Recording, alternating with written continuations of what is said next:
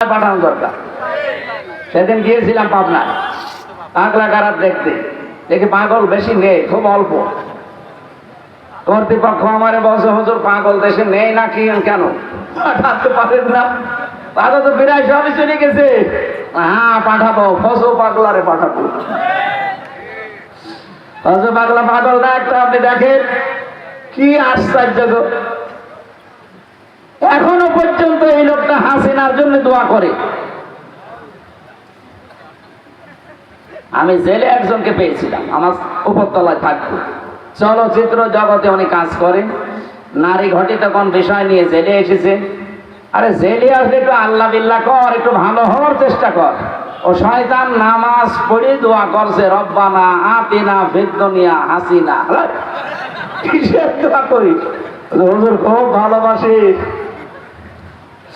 আমার খালা আমার মায়েরে খুব ভালোবাসে, রব্বানা আতিনা ফিদ দুনিয়া হাসানা না দিয়ে হাসিনা লাগিয়ে, মানে কোরআনের আয়াতই পাল্টিয়ে দিচ্ছে।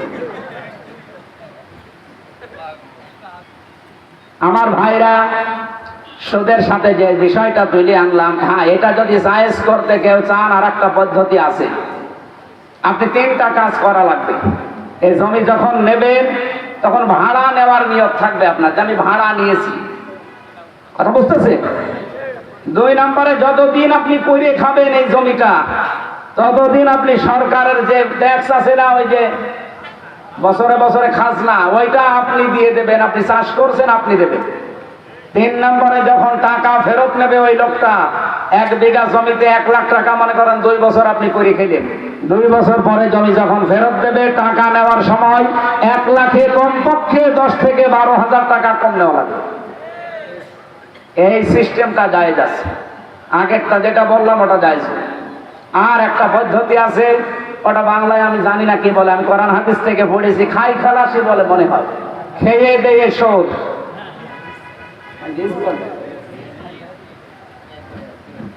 ওই তো ঠিক আছে, আপনারা যেটা বললে বোঝেন, ওইটা বোঝেন, আপনার হুজুর আরো ভালো করে বোঝাবে। সুতরাং সুদের সাথে যারা জড়িত আছে, আল্লাহর রাস্তায় এটা ছেড়ে দেয়। এর চাইতে আল্লাহর রাগের অবস্থা আর নেই। ফাইল্লাম তাফালু ফাযানু বিহারবিন মিনাল্লাহি ওয়া রাসূলিহি। যারা সুদের সাথে জড়িত, এই ঘোষণা শোনার পরে যদি কেউ সুদ ছেড়ে না দেয়, ও যেন আমি আল্লাহ এবং আমার রাসূলের সাথে যুদ্ধ করার জন্য প্রস্তুতি নেয়। বলেন নাউযুবিল্লাহি মিন যালিক। আল্লাহ আমাদেরকে তুমি বাঁচাও, আর এমন একটা রাষ্ট্র ব্যবস্থা আমাদের হাতে সামনে তুলে দাও, আমরা যেন সুদকে এই দেশে কবর দিতে পারি। বলেন আমিন। এটা বন্ধ করা সম্ভব। অনেকে বলে না, এ সম্ভব না। সম্ভব না মানে? সৌদি আরব চলছে না, আফগানিস্তান চলছে না, সেখানে ব্যাংকিং ব্যবস্থা নেই। আপনি শুধু ইসলামের হাতে তুলে দেন, দেখেন আপনাকে সুদ খাওয়াবে, জনমের মতো খাওয়াবে আপনাকে। মায়ের সাথে জিনা করে এসে আপনি আল্লাহু আকবার বলে নামাজ পড়ে, গা তো শিউরে ওঠার কথা যে মায়ের সাথে জিনা, নাউযুবিল্লাহি মিন যালিক। শ্বশুর বাড়ির ফারাজ নিবা, এদিকে আসে। শ্বশুর বাড়ির ফারাজ নেবে আপনার বউ, আপনি কেন? এই এলাকারও তো কিছু মানুষ আপনারা পাবনায় পাঠাতে পারে,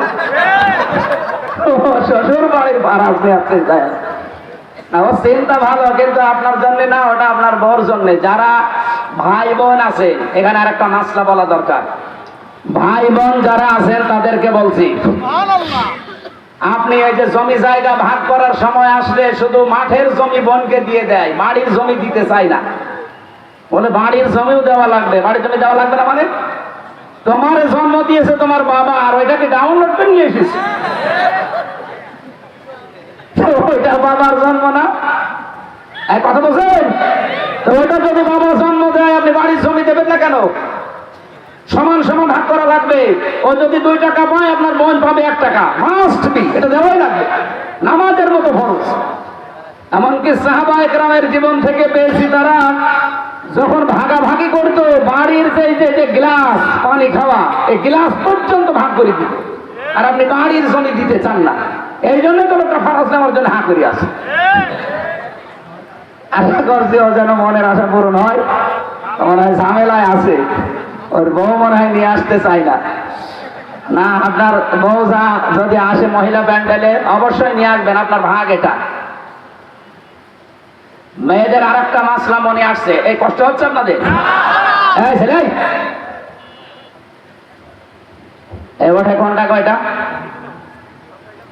প্রসাব পায়খানার জন্য গেলে যেতে পারে, আর যদি খুব বেশি নেশা লাগে বিড়ি খেয়ে চলে যাবে।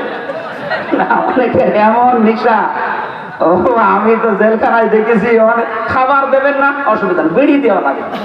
আর গাঁজা, এমনও শয়তান পেয়েছিলাম, শয়তান ভেতরে যে গাঁজার গাছ লাগিয়েছে। জেলার একটা হিন্দু দেবদুলাল এসে বলছে, এই গাঁজার গাছ কোথায় পেলি? ও যে স্যার, ওই যে আদালতে নিয়ে যায় আমার মাঝে মাঝে হাজিরা দিতে। আমার তো কিছু শুভাকাঙ্ক্ষী আছে, আসার সময় তারা এই পোটলা দেয়, দু একটা ধরতে পারি, ওইগুলো নিয়ে এসে বোতলের মুখ কেটে ওর ভেতরে মাটি ভরাট করে 2 মাস আগে এই বীজগুলো লাগিয়েছি, দেখেন কত বড় হয়েছে। জেলারে বলছে, বেটা তোরে তো স্বর্গে দেওয়া লাগবে, 19 তোরে ধরে জেলে দিয়েছে, তুই গাঁজা খাস এই কারণে, আর তুই ভেতরে এসে জেলখানায় গাঁজার গাছ লাগিয়েছিস। যেন নেশা যাদের যতই টাইট করেন হবে না, যেন বিড়ি খাওয়ার নেশা যদি গ্রাম অঞ্চলে থেকেই থাকে, খেয়ে আবার চলে আসবেন। আসবেন তো? হ্যাঁ, ওদের মধ্যে আসবো, ঠিক আছে, আসলে আসে। তাছাড়া বাকি কারণে আধা ঘন্টা আর উঠবেন না, থাকবেন না। আর একটু মাসলাটা হচ্ছে মেয়েদের নিয়ে, মেয়েরা এসেছে। সম্মানিত মা বোনেরা, আপনার স্বামীকে আপনি এটা জানাবেন, হয়তো লজ্জার কারণে এই বিধানটা আপনি অনেকে মানতে পারে না। আপনার মেয়ে যদি বালেগা হয়ে যায়, বিশেষ করে তার শরীর খারাপ হয়, যদি 10 বছরে হয়, 11 বছরে হয়, 12 বছরে হয়, 13 বছরে হয়, 14 বছরে হয়, হোক। আমার মেয়েটা 11 বছর বয়স, 13 বছরে যদি তার শরীর খারাপ শুরু হয়, ওর পর থেকে তার উপরে নামাজ রোজা ফরজ। এরপরও যদি লজ্জার খাতিরে, হ্যাঁ আমি স্বামী, আমি হয়তো জানি না, কিন্তু আমার স্ত্রী তো জানে, সে যেন তার স্বামীকে বলে যে আপনার মেয়ে কিন্তু এই অবস্থা। এরপরে যেন অন্তত ফজরের নামাজ, ফরজ নামাজও যেন বাদ না দেয়। আপনি বাবা এবং মা দুইজনেই টাইট দেওয়া লাগবে। অনেকে বলে, ও তো নামাজ ফরজ হয়নি, বাবা তো জানেই না যে নামাজ ফরজ হয়েছে কিনা। আমি মাসলা মনে হয় বোঝাতে পেরেছি, বুঝেছেন আপনারা? মেয়েদেরকে বলছি এই মাসলাটা আপনারা মেনে চলবেন, নাই তো এক ওয়াক্ত ফরজ নামাজ যদি ওই মেয়ে কাজা করে ফেলে, আপনার স্বামীও আদেশ দেয়নি, কারো স্বামী জানে না, আপনিও হেলায় খেলায় নষ্ট করেছে। কিয়ামতের দিন নাজাল হুমা তাহতা আকদামিনা, মুখের উপরে জোড়া লাঠি দেবে এই ছেলে এই মেয়ে। এই জন্য ছেলে মেয়ের কাছ থেকে যদি জোড়া লাঠি খেতে না চান, অন্তত এই মাসলাটা আমল করবেন। মেয়ের যখন শরীর খারাপ হবে, তখন থেকে তার নামাজ ফরজ হয়ে গেছে। আল্লাহ আমাদের মেনে চলার তৌফিক দিন। রাসূলের উপরে দরুদ আর সালাম পড়ে আমরা একটা আয়াত পড়েছিলাম সূরা কাসাস থেকে। কাসাস শব্দের অর্থ কাহিনী। আল্লাহ নিজে কাহিনী বর্ণনা করছেন, অবশ্যই এর ভেতরে কোনো হাকিকত আছে। হাকিকত নেই? নাহনু নাকুসসু আলাইকা আহসানাল কাসাস, রব্বুল আলামিন বলেন আমি তোমাদেরকে একটা উত্তম কাহিনী শোনাতে চাই। আর আমরা এখন যে কাহিনী শুনবো, এটা ওই ইউসুফ নবীর কাহিনী না, এটা মুসা নবীর কাহিনী। হাজার হাজার বছর আগে এই ঘটনা ঘটেছিল। রব্বুল আলামিন এখন আমাদেরকে কেন শোনাতে চাই, এর ভেতরে হিকমত কি? আমি বাংলাদেশের সাথে আয়াতটা মিলিয়ে দেখলাম, বিশেষ করে এই 2025-এর সাথে 100 ভাগ মিলে যাচ্ছে। যদি 100 ভাগও না মেলে, গত কালকের যে দৃশ্য বাংলাদেশ দেখিয়েছে, অলরেডি 98 ভাগ মিলে গেছে, বাকি 2 ভাগ মিলবে ইনশাআল্লাহ। আল্লাহ আরম্ভ করছেন তাসিম মিম, হরফে মুকাদ্দারাত, বিচ্ছিন্ন হরফ। এগুলোর অর্থ পৃথিবীতে কেউ জানে না, কোন কোন মুফাসসির একটু টাচ দিয়েছেন, ওইটাও সঠিক না। আমরা একবারে বলবো আল্লাহু আ'লামু বিমুরাদিহি, এর আসল অর্থ জানে কে? এবার আরম্ভ হচ্ছে পরের আয়াত দিয়ে, তিলকা আয়াতুল কিতাবিল মুবিন। এই আয়াত সমূহ, আয়াত বহুবচন, এই আয়াতগুলো এমন কিতাবের, এটা কোনো গোপন কিতাব না, স্পষ্ট কিতাবের আয়াত। আজ বাংলাদেশে বহু জায়গায় ভণ্ডের এখনো পর্যন্ত তাদের মতিগতি চলছে, তাদের এই কাজ কারবার দেখে এই রাজবাড়ির নোরা পাগলার কবরটা কিন্তু আগুন লাগিয়েছে। এমন এমন কথা এই লোকটা বলে গেছে, বলে মুহাম্মদের উপরে যে কোরআন নাযিল হয়েছে তার চাইতে আমার কাছে অন্য ওহী আসা আরম্ভ হয়েছে। বলেন নাউযুবিল্লাহ। রব্বুল আলামিন বলেন, আমি এমন কিতাব রাসূলের উপরে দিয়েছি, কিতাবের আগে আলিফ লাম দিয়ে এটা নির্দিষ্ট করে দিলেন। শুধুমাত্র যে নির্দিষ্ট করায় না, মুবিন দিয়েছেন। মুবিন কোন কিতাবকে বলা হয়? আলহামদুলিল্লাহিল্লাযী আনসালা আলা আবদিহিল কিতাবা ওয়া লাম ইয়াজআল লাহু ইওয়াজা। আল্লাহ পাক বলেন, প্রশংসা আমার এই কারণে, কারণ আমি আমার বান্দার উপরে কিতাব দিয়েছি, এমন কিতাব যে কিতাবের ভেতরে কোনো জড়তা নেই, দক্ষতা নেই, কোনো গোপন কথা নেই।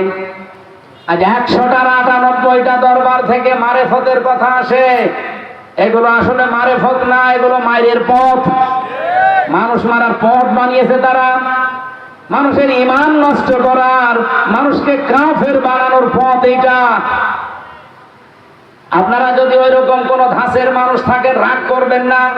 কোরআনে কোনো গোপন কথা আল্লাহ দেয়নি, যা দিয়েছে সব স্পষ্ট কথা। ওই যে 29টা যে হরফ আছে ওইগুলো বাদ দিয়ে কোরআনে কোনো গোপন কথা নেই। কোরআনে যত কথা আছে আল্লাহ সব ওপেন করে দিয়েছেন। এই জন্য আমরা দেখেছি কোরআনের কাছে যারা আজ পর্যন্ত এসেছে এই নাযিল হওয়ার পর থেকে, আপনি দেখবেন এই 1500 বছর হয়ে গেল, কোন মানুষ কোরআনের কাছে যারা আসে তারা আর গোপন থাকতে চায় না, তারা ওপেন হতে চায়। আপনি হযরত ওমরের দিকে তাকান, উনি যখন কোরআন পড়েছেন, ইন্নানি আনাল্লাহু লা ইলাহা ইল্লা আনা ফা'বুদনি ওয়া আকিমিস সালাতা লিযিকরি। যেহেতু আরবি ভাষা তার নিজের ভাষা, উনি পড়লেই বুঝতেন কি পড়ছে। বোঝার পরেই তিনি ঘোষণা দিয়েছিলেন, হে রাসূল, কোরআন সত্য না মিথ্যা? নবীজি বললেন সত্য কিতাব। উনি বললেন সত্য জিনিস আর গোপনে আমি রাখতে চাই না, আপনি একটু অনুমতি দেন, আমি সত্য কিতাবের পক্ষে একটু মিছিল দিয়ে আসি কাবার চত্বরে। মাত্র 40 জন মুসলমান হয়েছিল ওই পর্যন্ত। তিনি ওই 40 জনকে নিয়ে একটা মিছিল দিলেন কাবার চত্বরে। লিল্লাহি তাকবীর। কাফের মুশরিক যারা ওই জামানায় ছিল, ঘর থেকে মুখ বের করে দেখে এত বড় মুখের পাঠাকার কাবার চত্বরে আল্লাহর তাকবীর দেয়। তাকিয়ে দেখে সামনের কাতারে হযরত ওমর তাড়াতাড়ি ঘরের দরজা জানালা বন্ধ করে বলছে, দরকার নেই, ওর সামনে গেলে মাথা থাকবে না। কোরআন যারা পড়ে, যারা বোঝে, এর কাছে যারা আছে, এদের স্বভাবই ওপেন হওয়া, এরা গোপন থাকতে চায় না। আর বাংলাদেশে আজ আমরা 54 বছরে দেখি অনেক আলেম পর্যন্ত বলে, হুজুর দোয়া করেন, আমি গোপনে আছি। এটা তো টাটকা নির্ভেজাল শয়তান। গোপনে থাকবে মানে? আমি সেদিন আলমডাঙ্গা ওলামা সমাবেশে এই কথাটা তুলেছিলাম। এখনো পর্যন্ত বাংলাদেশের অনেক আলেম আছে, তারা এখনো এই চিন্তায় আছে, যদি ওপেন ভাবে কোরআনের পক্ষে কাজ করি, আর যদি এবার ইসলাম না আসে তাহলে আমার ইমামতি থাকবে। তো আপনি ইমামতি নিয়ে আসেন, আর আপনি এই বিশ্বাস কেন করেন যে ইসলাম এবার আসবে না? আপনার তো 100% বিশ্বাস হওয়া দরকার যে ইসলাম এবার বাংলাদেশে কায়েম হবে, হবে, হবে ইনশাআল্লাহ। কারণ আমাদের মুমিনের মান যেভাবে বাড়তেছে, ওয়ালা তাহিনু ওয়ালা তাহজানু ওয়া আনতুমুল আ'লাউনা ইন কুনতুম মুমিনিন। কোনো ভয় নেই, কোনো চিন্তা নেই। আমরা যারা আরবি গ্রামার পড়েছি, আয়াতটা কিন্তু আনতুম আ'লাউনা ছিল, মাঝখানে আলিফ লাম দেওয়া আছে আ'লাউনার আগে। গ্রামার অনুযায়ী আয়াতটা ভুল, কিন্তু গ্রামার বাদ দিয়ে আল্লাহ পাক এমন কায়দায় সেট করলেন, সব সময় আমরা আরবি গ্রামার দিয়ে যদি কোনো বাক্য সাজাই তাহলে মুবতাদা হবে মারিফা, খবর হবে নাকিরা। আল্লাহ পাক এখানে মুবতাদা বানিয়েছেন আনতুম আ'লাউনা, খবর। এটাও আল্লাহ আলিফ লাম দিয়ে মারিফা বানিয়ে দিয়েছেন, নির্দিষ্ট করে দিয়েছেন। মুবতাদা, খবর। এই খবর যদি কোনো সময় মারিফা হয়, নির্দিষ্ট হয়ে যায়, তাহলে ইফিদুল হাসরা, হাসরের ফায়দা দেয়, বাংলা অর্থ দাঁড়ায় হবে। আল্লাহ জানাতে চেয়েছেন তোমাদের বিজয় হবে। ইন কুনতুম মুমিনিন, একটা শর্ত আছে, যদি মুমিন হতে পারো। যে ঢাকা বিশ্ববিদ্যালয়ে শহীদ আব্দুল মালিকের মাথায় ইট দিয়ে এসেছে, মগজ বের করে উল্লাস করেছিল তোফায়েল আহমেদ, অথচ সেই ঢাকা বিশ্ববিদ্যালয় 1-2 ভোটের ব্যবধানে না, ইসলামপন্থী যারা, বিশেষ করে একামতের দিন যারা দুনিয়ায় কায়েম করতে চায়, তারা 3 ডবল ভোট পেয়ে পাশ করে গেছে। ভোটের আগের দিনও বলছিল যে ওদের জরিপ, যেটা আমি এক সাংবাদিকের জরিপ দেখলাম, উনি বলছিল ভোটের আগের দিনও যে ঢাকা বিশ্ববিদ্যালয় ইসলামপন্থী যা আছে সবাই যদি এক হয়, সর্বোচ্চ ভোট তারা পেতে পারে 3000, অথচ ভোট পেয়েছে প্রায় 14,500 একজনে। এগুলোকে ফেরেশতারা দিয়ে গেল। আল্লাহ পাক অবশ্যই তার সাহায্য পাঠিয়েছেন, কথা বলে না কেন? তাছাড়া এই বিশাল বিজয়, নিরঙ্কুশ বিজয়, এটা আসা সম্ভব ছিল না। আর আমার মামরা এখন পাগল হয়ে গেছে। আপনি আজকে একটা লাইভ দেখলাম, হারপিক মজুমদার, ওনার নাম কি আমি জানি না, নিশাত মজুমদার না কি নাম, নিজম, ওনার নাম মানুষ বলে যে হারপিক মজুমদার। এই লোকটা কান্না কান্না কণ্ঠে পাগল হয়ে গেছে যে হইল কি। অথচ রাত 11টা পর্যন্ত অনেকেই ভাবতে পারে না যে কি হতে যাচ্ছে। আমার দাদা তো মারা গেছে, একটা গল্প শোনে তো আমার। এক লোক নাকি বাজারে যাবে, এ নদীটা পার হয়ে ওই পারে বাজার, নৌকা নিয়ে যাওয়া লাগে। ছেলে মেয়ে 2টা কাঁদতেছে, আমরা বাজারে যাব। বউ বলে আমাকেও নিয়ে চলো, সবাই একসাথে। মাছ পথে যে নৌকা গেছে ডুবে, ছেলে মেয়ে গেছে হারিয়ে, মেয়ে লোক কাপড় জড়িয়ে কোথায় ভেসে গেছে। ওই লোকটা বহু কষ্ট করে গেছে ডাঙ্গায়, নদীর কিনারা দিয়ে যারা যায় বলছে আপনি চিন্তা করবেন না, নৌকা আপনার আবার হবে। ছেলে মেয়ে মারা গেছে, আবার বিয়ে দিলে ছেলে মেয়ে হবে। লোকটা এবার মুখ তুলে বলছে আমার ছেলে মেয়ে মারা গেছে, আমি ভাবতেছি না। বউ মারা গেছে, তাও ভাবতেছি না। নৌকা হারিয়ে গেছে, তাও ভাবতেছি না। ভাবতেছি আমার হইল কি, আমার একই হইল। আমার তো মনে হচ্ছে ডাকসুরাই নির্বাচনের পরে অনেকের মাথায় অলরেডি বাস পড়ে গেছে যে হইল কি। যারা এতদিন পর্যন্ত আশায় বুক পেতেছিল যে 240টা সিট আমরা এমনি পাবো, যেখানে 14,500 আর 5,000, তারা কালকে থেকে চিন্তায় নেমেছে। ওই মাঝির মতো যে আমার হইল কি। দাদা তো বেশি নেই, গল্পগুলো আমার মনে হয় বাস্তবের সাথে করে মিলে যায়। আল্লাহ পাক বলেন কেন এই কিতাব থেকে তোমাদেরকে শোনাচ্ছি জানো? আপনি দেখেন তো বাংলাদেশের সাথে এবার মেলে কিনা। আমার তো তাফসীর পড়ার পরে দেখি একেবারে খাপের খাপ মিলে যায়। নাতলু আলাইকা মিন নাবাই মূসা ওয়া ফিরআউনা বিল হক। নাতলু, আমরা তেলাওয়াত করছি আপনার কাছে, মিন নাবাই মূসা ওয়া ফিরআউন, মূসা আর ফিরআউনের কাহিনী, বিল হক, যথাযথভাবে সত্য সহকারে, লিকাউমি ইউমিনুন, যারা বিশ্বাসী, যারা ঈমানদার, তাদের এই ঘটনা শুনলে কিছু না কিছু উপকার হবে। কি হবে একটু দেখেন। ইন্না ফিরআউনা আলা ফিল আরদি, অবশ্যই ফেরাউন অবাধ্য ছিল জমিনে। ফেরাউন কি ছিল? আরো জোরে। শুধু অবাধ্য ছিল না আল্লাহর, সে ছিল সীমা লঙ্ঘনকারী। আলা শব্দের শাব্দিক অর্থ হচ্ছে সীমা লঙ্ঘনকারী। বর্ডার ক্রস করে চলে যায় এমন মানুষকে আলা বলে। আল্লাহ পাক বলেন কি করেছিল এই ফেরাউন জানো দুনিয়ার মানুষেরা? ওয়াজাআলা আহলাহা শিয়া, ওই দেশের মানুষকে সে দলে দলে বিভক্ত করে রেখেছিল। আপনি ভাবেন এই 54 বছরে অনেকে ইসলামের ভেতরে বিভিন্ন রকমের ডিভাইড করে ভাগ ভাগ করে রেখেছে। হ্যাঁ, কথা বলে না কেন? শুধু টুপিওয়ালাদের ভেতরে 42টা দল, জেনারেলের ভেতরে সব মিলে আমি পেয়েছি 73টা। আপনি হিসাব করে দেখেন, আজ মানুষকে দলে বেদলে বিভক্ত করে রেখে দেওয়া, এটা ফেরাউনের কালচার।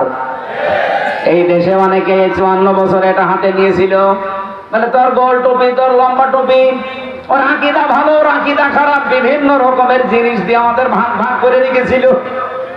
আল্লাহর ইশারা, আমিরে জামাত ডাক্তার শফিকুর রহমান হাফিজাহুল্লাহ, আল্লাহ তার গোলামের হায়াত বাড়িয়ে দেন, সুস্থ করেন। এই লোকটা দায়িত্ব নিয়েই বলেছিল বাংলাদেশে আলিয়া আর কওমের যে প্রাচীর আছে ভেঙ্গে চুরমার করে দাও। এই জন্য এত বছর পর আজ চরমনায় জামাত ইসলাম, এমনকি মামুনুল হক সহ প্রায় 8টা ইসলামী দল অলরেডি সব এক হয়ে গেছে। তারা এখন একটাই বাক্য যে এবার ইসলামের বাক্স যাবে একটা। ফেরাউনের কাজ ছিল আলাদা আলাদা করে রাখা। কেন সে এই কাজ করতো?